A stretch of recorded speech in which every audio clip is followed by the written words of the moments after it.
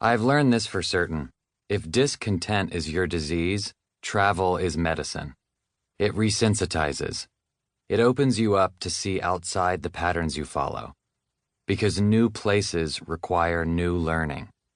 It forces your childlike self back into action. When you're a kid, everything is new. You don't know what's under each rock or up the creek, so you look. You notice because you need to. The world is new.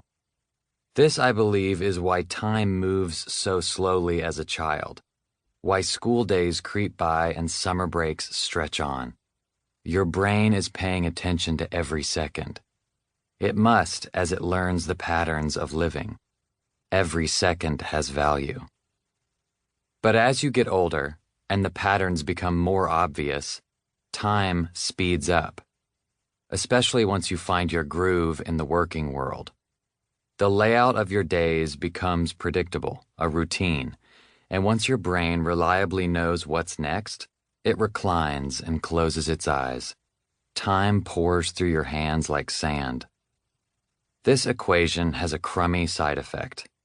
While our child brains are absorbing the ways of the world, mislabeled patterns of survival get swept in as we grow. Bad examples, wrong thinking, mistaken assumptions. They get caught in the flow of time through adolescence and carried into adulthood, buried beneath everything else.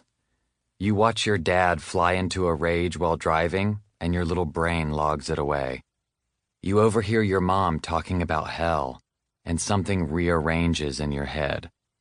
A building block placed so deep and quickly covered. We show up as adults confused by our own thinking and with time running out. But travel has a way of shaking the brain awake. When I'm in a new place, I don't know what's next, even if I've read all the guidebooks and followed the instructions of my friends. I can't know a smell until I've smelled it. I can't know the feeling of a New York street until I've walked it. I can't feel the hot exhaust of the bus by reading about it. I can't understand the humility of walking beneath those giant buildings. I can't smell the food stands and the cologne and the spilled coffee. Not until I go and know it in its wholeness. But once I do, that awakened brain I had as a kid, with wide eyes and hands touching everything, comes right back. This brain absorbs the new world with gusto. And on top of that, it observes itself. It watches the self and parses out old reasons and motives. The observation is wide. Healing is mixed in. This kind of attention is natural to a child. To an adult, it must be chosen. The trick is knowing when we are in fact adults and when attention is asleep. My name is Jedidiah Jenkins. It's a sing-songy name, I know.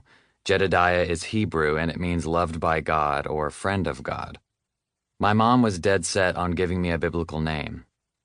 I mean, damn, she went straight for a wild one. I was named after Jedidiah Smith, the fur trapper and explorer who discovered passages over the Rockies and died at the hands of the Comanche. As a kid, I loved it and then hated it and then loved it again.